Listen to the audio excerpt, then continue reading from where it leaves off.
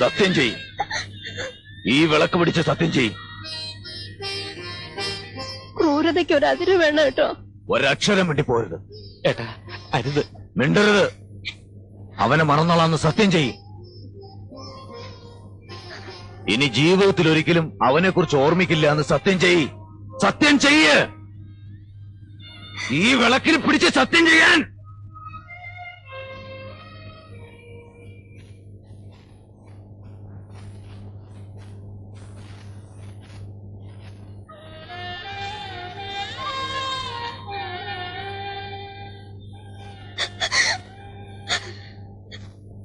സത്യം,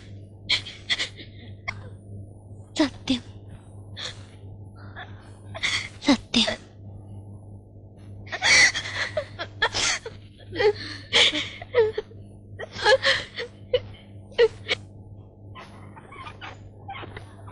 ചേച്ചി,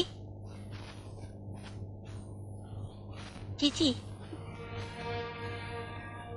ചേച്ചി, ചേച്ചി.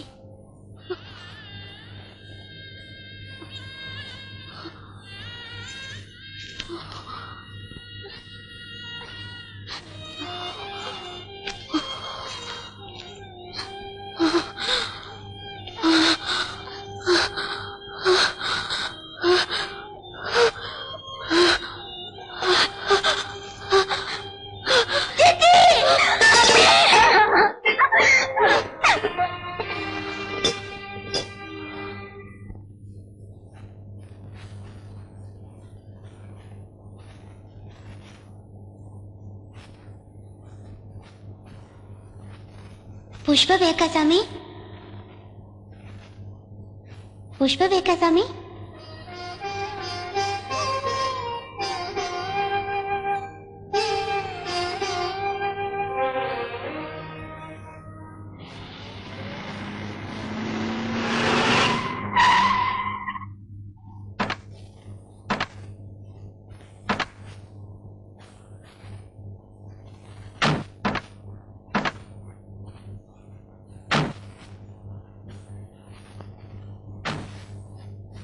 വൈകിയപ്പോ ഞാൻ പരിഭ്രമിച്ചു.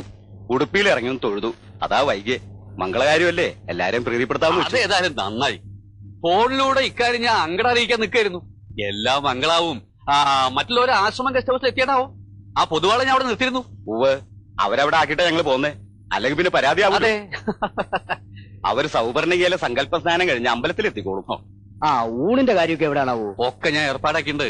എല്ലാവരും വേഗം ഒന്ന് റെഡിയാവുക.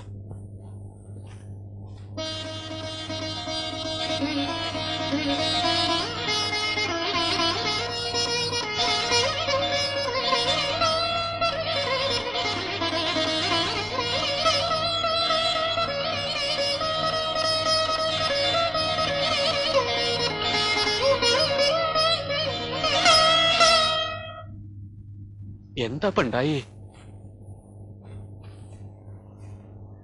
അവരിതാ എത്തിക്കഴിഞ്ഞു. വേഗം റെഡിയാവുക, മുഹൂർത്തം അടുക്കാറായി. എന്റെ മനസ്സ് വെറുതെ ഓരോന്നും ആലോചിക്കണ്ട. മനസ്സൊക്കെ മോതിരം മാറുമ്പോ നേരെയായിക്കോളും. ആദ്യം ഈ വേഷമൊക്കെ ഒന്ന് മാറുക. ഞാൻ ആകെ തകർന്നിരിക്കുക. വേണ്ട, ഇനി ഒന്നും കേൾക്കാൻ സമയമില്ല. ഞാൻ അവരെ അമ്പലത്തിലാക്കിയിട്ട് വരുമ്പോഴേക്കും ഒരുങ്ങി നിൽക്കുക, അത്ര തന്നെ.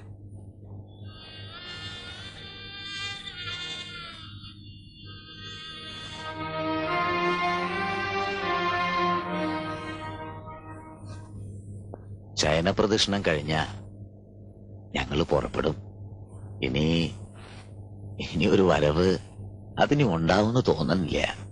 എണ്ണു അമ്മയെ ധ്യാനിച്ചോളൂ, ഇനി അതേ മാർഗമുള്ളൂ.